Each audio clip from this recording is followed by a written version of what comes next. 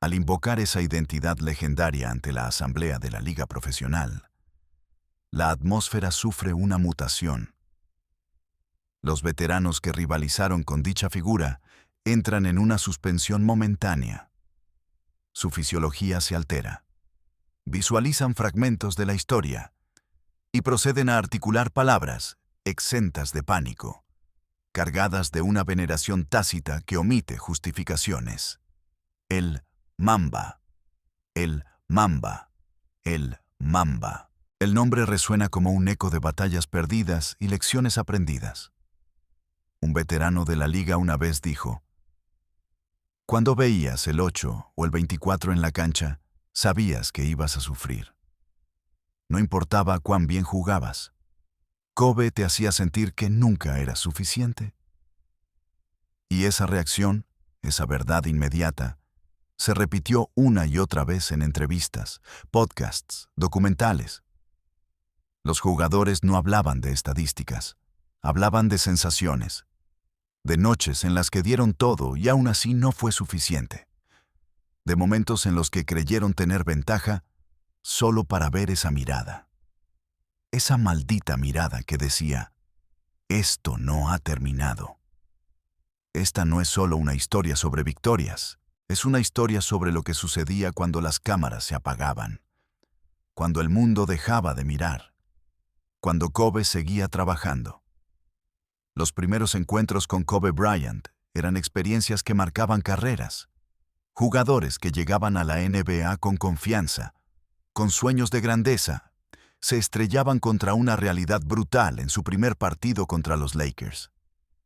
Matt Barnes, quien después se convertiría en su compañero, recordó su primer enfrentamiento. Yo era un novato tratando de hacerme un nombre. Pensé que podía intimidarlo físicamente. Le hablé basura todo el partido. Y él me miró como si fuera invisible. Luego anotó 35 puntos. Después del juego se acercó y me dijo: la próxima vez, trae más que palabras. Esa fue la primera lección. Kobe no solo derrotaba a sus rivales, los educaba. Les mostraba la diferencia entre talento y trabajo, entre deseo y obsesión. Los defensores jóvenes llegaban con planes elaborados. Habían estudiado sus movimientos, sabían sus tendencias. Y Kobe los destruía de todas formas. Era como jugar ajedrez contra alguien que siempre iba 3 movimientos adelante, explicó un escolta que lo defendió durante años. Pensabas que lo tenías acorralado, y entonces hacía algo que nunca habías visto antes. Algo que probablemente había practicado 1000 veces a las 3 de la mañana. La presencia física de Kobe era engañosa. No era el más alto. No era el más musculoso. Pero había algo en cómo ocupaba el espacio. Gilbert Arenas lo describió mejor. Kobe entraba a un gimnasio y el aire cambiaba. No sé cómo explicarlo. Era como si trajera su propia gravedad. Los jugadores notaban sus manos primero, manos enormes que parecían tragarse el balón. Luego sus hombros, siempre tensos, siempre listos. Pero era la mirada lo que todos recordaban. Tenía ojos de asesino, dijo Paul Pierce sin rodeos. No era una frase hecha. Realmente sentías que quería destruirte. No solo ganarte, destruirte. Los veteranos advertían a los novatos. Le contaban historias, trataban de prepararlos. Pero nunca funcionaba, porque Kobe en video y Kobe en persona eran 2 cosas completamente diferentes. En la televisión ves los movimientos, explicó Tony Allen.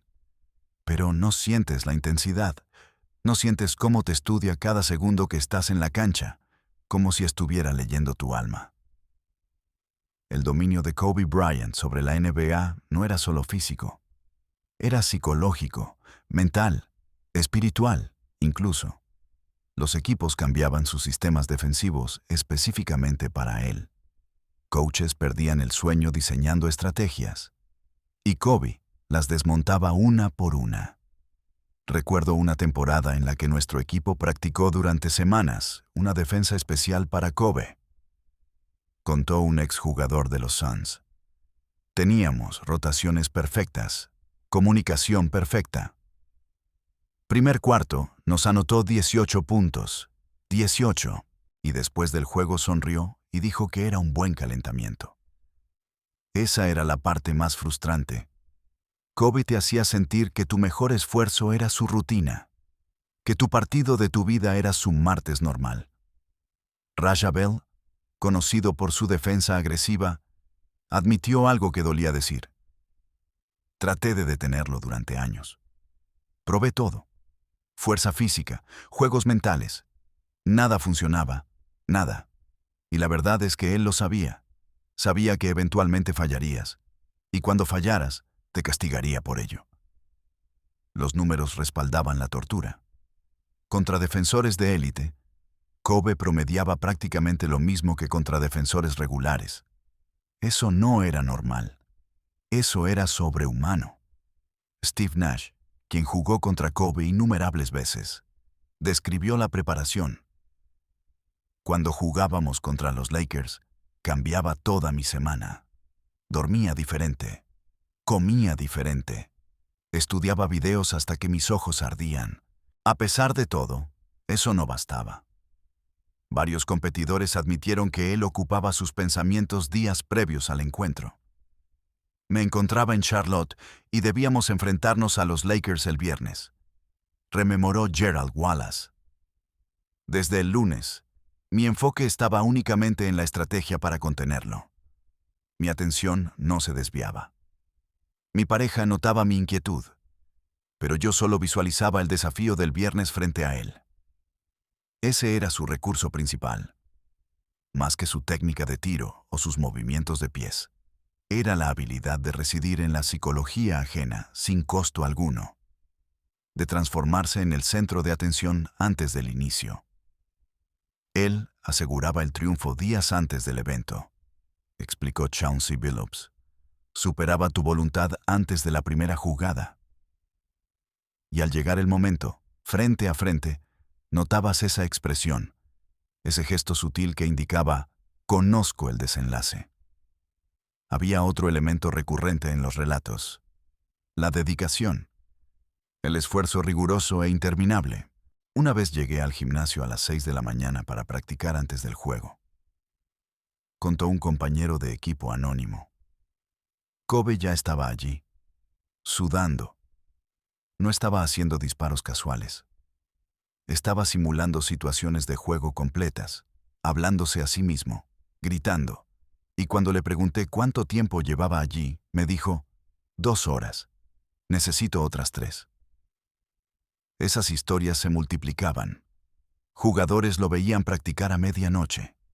Lo encontraban en el gimnasio en días libres, en días de lesión, en Navidad. Kobe no descansaba porque no podía, explicó Derek Fisher. Su cerebro no funcionaba así. Para él, cada momento sin mejorar era un momento desperdiciado. Los entrenadores decían que era imposible sobreentrenarse con Kobe, que sus límites no existían. Le diseñamos rutinas de recuperación obligatorias, recordó un entrenador físico, y las hacía.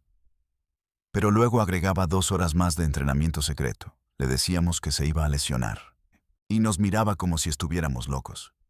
Para él, el dolor era solo información.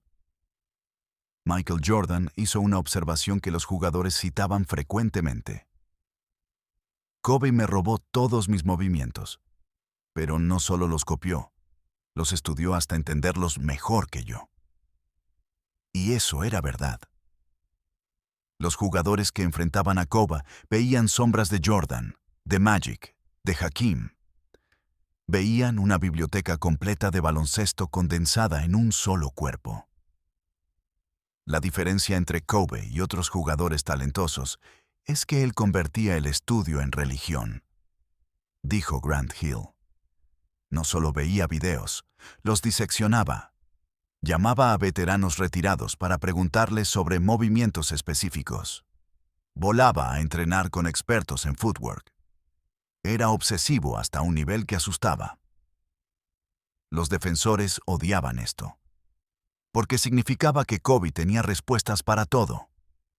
Tú pensabas, ok, esta vez voy a forzarlo hacia su mano izquierda, explicó Bruce Bowen. Su destreza con la mano no dominante superaba a menudo la habilidad natural de otros, desestabilizando cualquier estrategia oponente. Esa versatilidad blindaba su juego, dejando al azar como único recurso rival. No obstante, la percepción interna era matizada. Algunos colegas indicaban que la interacción con él presentaba desafíos significativos.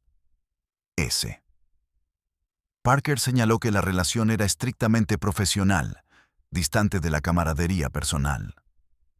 La expectativa era la excelencia total, y su ausencia se comunicaba de forma directa.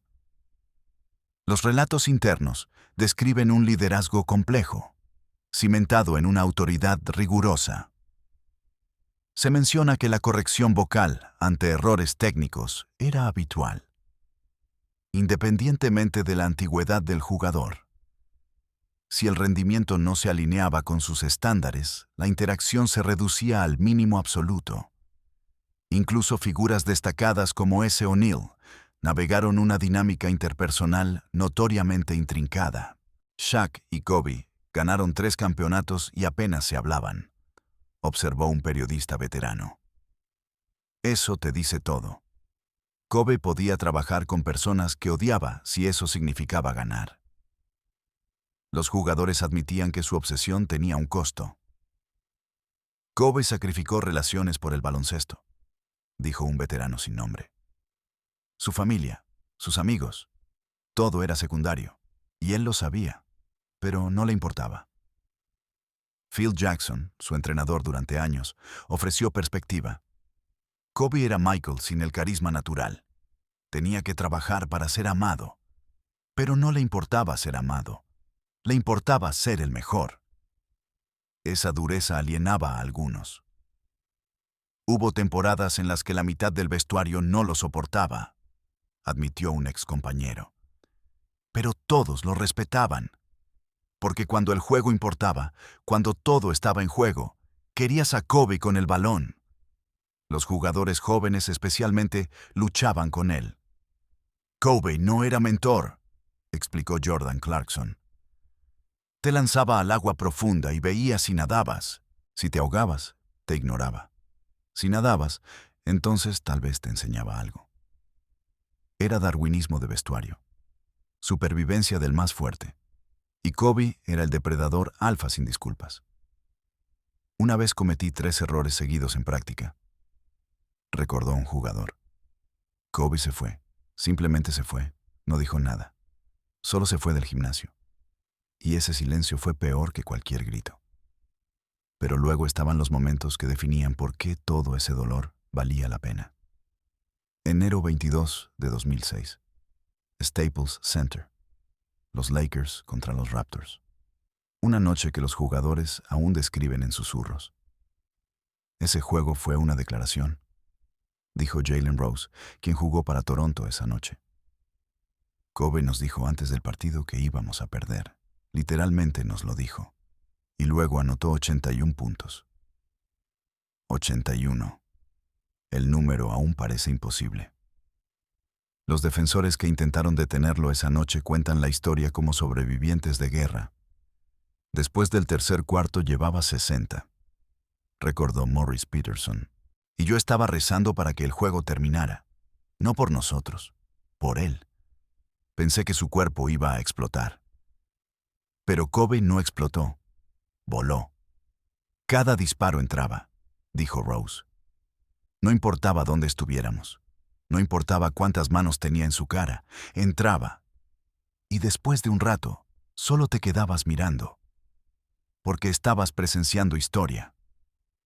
Los jugadores en la banca de los Lakers admitieron que también estaban asombrados. Dejamos de correr jugadas, confesó uno. Solo le dábamos el balón y nos quitábamos del camino. Esa noche cambió cómo los jugadores hablaban de Kobe.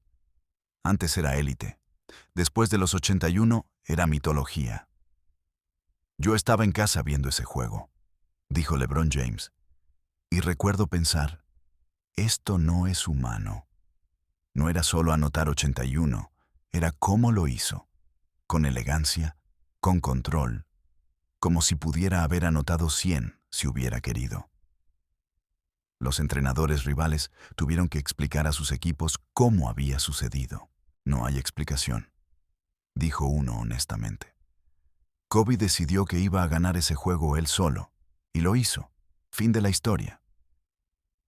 Pero no fue el único momento. Junio de 2010, juego 7 de las finales contra los Celtics. Boston. Un ambiente hostil. Los Lakers luchando, y Kobe jugando el peor juego de tiro de su vida en finales. Falló como 20 disparos, recordó Paul Pierce. Y pensamos que lo teníamos, que finalmente lo habíamos roto. Pero en el cuarto final, cuando importaba, Kobe encontró otra forma. No anotó mucho en el cuarto, explicó Ray Allen, pero controló todo, cada pase, cada defensa, cada posesión, y ganamos el campeonato. Los jugadores notaban que Kobe tenía una habilidad única. Podía ganar feo. La mayoría de las superestrellas necesitan jugar bien para ganar, observó Dwayne Wade. Kobe podía jugar horrible y aún encontrar la forma. Contra los Suns en 2006, jugó con una rodilla destruida. No podía saltar, dijo Steve Nash. Básicamente estaba jugando con una pierna, y aún así nos eliminó. Ese fue el momento en que entendí. Kobe no era solo talento, era voluntad pura. Los médicos le dijeron que no jugara. Los entrenadores sugirieron descanso. Me miró como si le hubiera hablado en otro idioma, recordó el entrenador de aquel entonces. Para Kobe, no jugar no era opción. Prefería destruir su cuerpo que dejar a su equipo. Y lo hizo. Jugó. Ganó. Y pagó el precio después. Su cuerpo era un desastre, admitió un fisioterapeuta. Pero su mente era más fuerte que su dolor. Siempre lo fue. Abril de 2013. El tendón de Aquiles. Los jugadores que vieron ese momento aún hablan de él con tristeza. Kobe cayó, dijo Antawn Jamison. Y todos supimos que era grave. Pero él se levantó. Tiró los tiros libres y caminó fuera de la cancha por su propio pie. El impacto de Kobe en la siguiente generación fue profundo. Los jugadores jóvenes no solo lo admiraban, lo estudiaban como texto sagrado. Kobe era nuestro Jordan, explicó Kyrie Irving. Era prueba de que si trabajabas lo suficientemente duro, podías alcanzar lo imposible. Devin Booker grababa sus movimientos y los practicaba durante horas. Cada fadeaway que hago es de Kobe, admitió. Cada paso, cada ritmo. Lo robé todo de él. Kawhi Leonard era callado sobre su influencia, pero su juego hablaba por él. Ves a Kawhi y ves a Kobe, dijo un entrenador. La misma intensidad, la misma preparación, el mismo footwork. Los jugadores llamaban a Kobe a mitad de la noche con preguntas. Le envié un mensaje a las 2 de la mañana preguntándole sobre un movimiento, contó un jugador joven. Respondió en 5 minutos con un video de 30 minutos explicándolo a las 2 de la mañana. Esa generosidad con el conocimiento sorprendía a muchos. Kobe el jugador era difícil, dijo un analista. Pero Kobe el mentor era diferente. Quería que la siguiente generación fuera mejor que él. Giannis Antetokounmpo compartió una historia que resume el impacto. Después de un juego en el que anoté 30 puntos, Kobe me envió un mensaje. Pensé que iba a felicitarme. En lugar de eso, me preguntó por qué solo tomé 20 tiros. Me dijo, si puedes anotar 30 en 20 tiros, puedes anotar 60 en 40. ¿Por qué te conformas? Esa pregunta cambió mi mentalidad. Los jugadores europeos especialmente gravitaban hacia él. Kobe entendía que el baloncesto era global, explicó Pau Gasol. Me trató como igual cuando otros me veían como extranjero. Me enseñó que el trabajo duro no tiene acento. Las sesiones de entrenamiento de Kobe se volvieron legendarias. Entrenar con Kobe era como hacer un doctorado en baloncesto, dijo DeMar DeRozan. No solo te mostraba movimientos, te explicaba por qué funcionaban, la física, la psicología, todo. Los jugadores salían de esas sesiones exhaustos pero iluminados. Sentía que mi cerebro iba a explotar, recordó uno. Kobe te daba tanto conocimiento en 2 horas que necesitabas un mes para procesarlo. Pero había historias que nunca llegaron a las cámaras. Momentos de humanidad que los jugadores compartían en privado. Una vez tuve una crisis personal, contó un jugador anónimamente. Familia, problemas serios, y Kobe se enteró. Me llamó. Hablamos por 3 horas, no sobre baloncesto, sobre vida, sobre ser hombre, sobre responsabilidad. Esos momentos revelaban otra capa. Kobe sabía lo que era estar solo en la cima, explicó Derek Fisher. Sabía el peso. Y cuando veía a alguien luchando con ese peso, ayudaba, calladamente, sin publicidad. Los compañeros de equipo recordaban sus bromas. Kobe era gracioso cuando quería, dijo Rick Fox. No de manera obvia, pero tenía un humor seco que te tomaba por sorpresa. En los vuelos del equipo, Kobe leía, constantemente, filosofía, historia, estrategia militar, listó un compañero. Una vez le pregunté por qué, y dijo, el baloncesto es solo 1% físico, el resto es mental, y la mente necesita alimentarse con más que jugadas. Los jugadores hablaban de su competitividad en práctica. Las prácticas de los Lakers eran más intensas que los juegos, dijo Lamar Odom. Kobe convertía todo en competencia, tiros libres, sprints, lo que fuera, y odiaba perder, aunque fuera práctica. Una historia famosa involucraba a Kobe retando a todo el equipo a 1 contra todos. Jugamos a 15, recordó un testigo. Kobe ganó, contra 5 jugadores de NBA. Y no fue suerte, fue dominación. Los entrenadores tenían que moderar su intensidad. Kobe lesionaba compañeros en práctica, admitió uno. No a propósito, pero jugaba con tanta intensidad que los cuerpos no aguantaban. Los novatos temían las prácticas más que los juegos. Primer día de práctica con Kobe, recordó Jordan Farmer. Me bloqueó tan duro que terminé en el suelo. Luego me ayudó a levantarme y dijo, bienvenido a los Lakers. En ese momento entendí, o te endureces o te vas. Había momentos de perfecta sincronización con sus compañeros. Cuando Kobe y yo estábamos en sintonía, dijo Pau Gasol con nostalgia. No necesitábamos hablar. Solo sabía dónde estaría, y él sabía dónde estaría yo. Esa química ganó 2 campeonatos. La gente dice que Kobe no podía jugar en equipo, agregó Gasol. Mentira, Kobe podía hacer lo que fuera necesario. Si necesitábamos que anotara 50, lo hacía. Si necesitábamos que pasara, lo hacía. La gente confundía su confianza con egoísmo. Los jugadores defensivos disfrutaban jugar con él. Kobe te hacía mejor defensor, explicó Trevor Ariza, porque practicabas contra él, y si podías defender a Kobe en práctica, podías defender a cualquiera en juegos. La influencia de Kobe se extendía más allá de la cancha. Cambió cómo los jugadores se cuidaban, observó un entrenador físico. Antes, trabajar con entrenadores personales era raro. Kobe lo normalizó. Ahora todos lo hacen. Los agentes notaban que los jugadores negociaban contratos diferentes después de ver a Kobe. Querían cláusulas que les permitieran entrenar más, explicó uno. Kobe creó una cultura de trabajo que transformó la liga. Los momentos finales de su carrera fueron teatro puro. El último juego de Kobe fue perfecto, dijo Magic Johnson. 60 puntos. Contra los Jazz. Un final de película. Los jugadores de Utah admitieron que dejaron que tomara algunos disparos.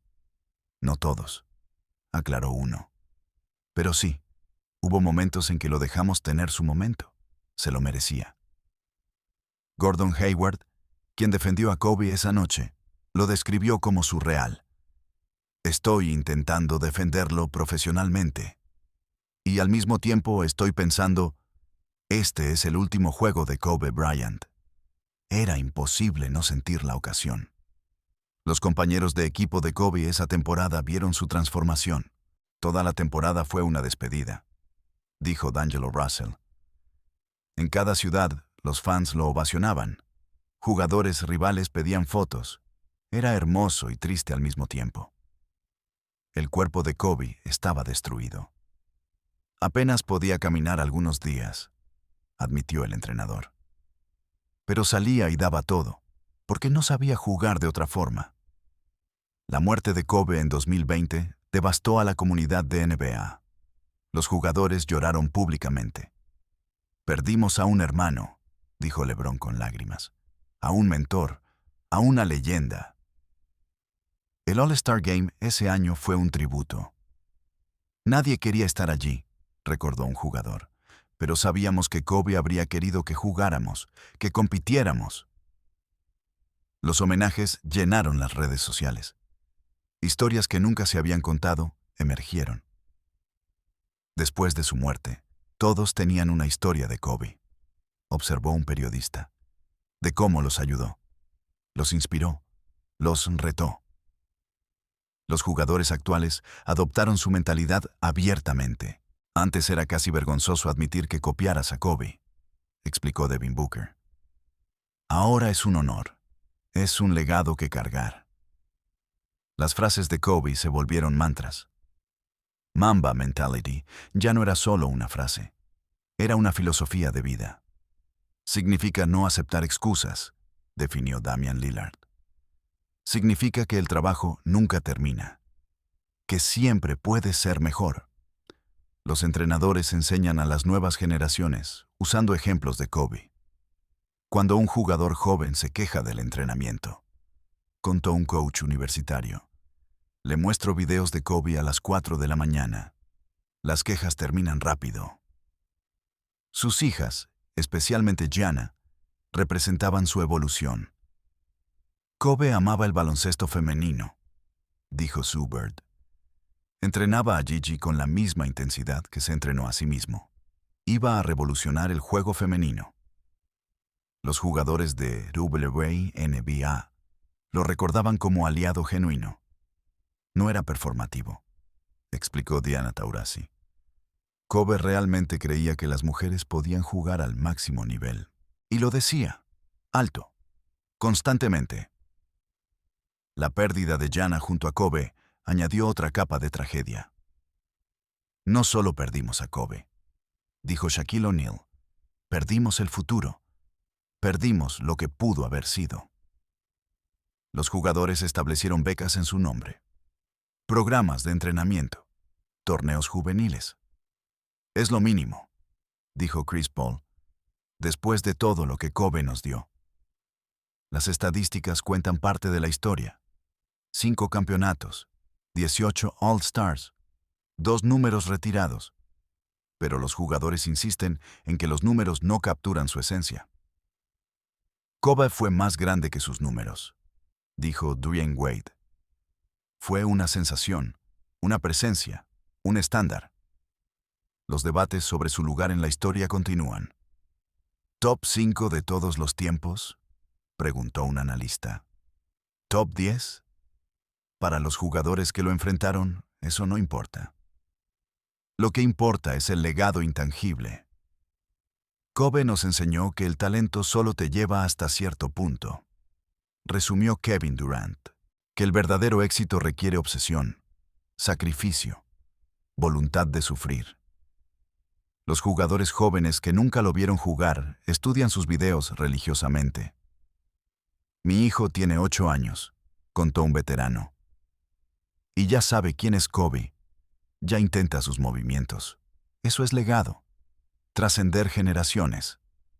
Los momentos de respeto mutuo entre Kobe y sus rivales definían su impacto. Después de eliminarnos en playoffs, recordó Tim Duncan, Kobe vino al vestuario, nos dio la mano a todos y dijo, gracias por hacerme mejor. Eso era clase. Los jugadores europeos lo consideraban puente cultural. Kobe hablaba italiano, dijo Marco Bellinelli. Español, entendía el juego internacional. Nos hizo sentir parte de la NBA, no extraños. Su influencia en China era inmensa. Kobe era más famoso en China que la mayoría de las estrellas chinas, explicó Yao Ming, porque se tomó el tiempo de aprender la cultura, de conectar genuinamente. Los entrenamientos internacionales que Kobe dirigía eran legendarios. Volaba a Europa en el verano, contó un jugador español, para entrenar con nosotros, sin cámaras, sin publicidad, solo amor por el juego. Y cuando los jugadores recuerdan a Kobe Bryant, no recuerdan solo estadísticas. Recuerdan la sensación de jugar contra algo más grande que ellos mismos. Recuerdan las mañanas tempranas y las noches tardías, el sudor y las lágrimas, el dolor y la gloria. Recuerdan una era en la que la excelencia no era negociable, en la que el trabajo superaba al talento, en la que un jugador de Pensilvania cambió para siempre lo que significaba ser profesional. Kobe nos mostró el camino, dijo LeBron en un tributo. Ahora nos toca a nosotros seguir caminando. Los vestuarios de la NBA están más callados ahora. Las prácticas quizás menos intensas, pero su espíritu permanece. En cada fadeaway imitado, en cada sesión de entrenamiento a las 5 de la mañana, en cada jugador que se niega a aceptar menos que su mejor versión. Y cuando los jugadores hablan de Kobe Bryant, sus voces cambian. Se suavizan con respeto, se llenan de gratitud, porque saben que fueron testigos de algo especial, algo que no volverá. Una época, una mentalidad, una leyenda llamada Kobe.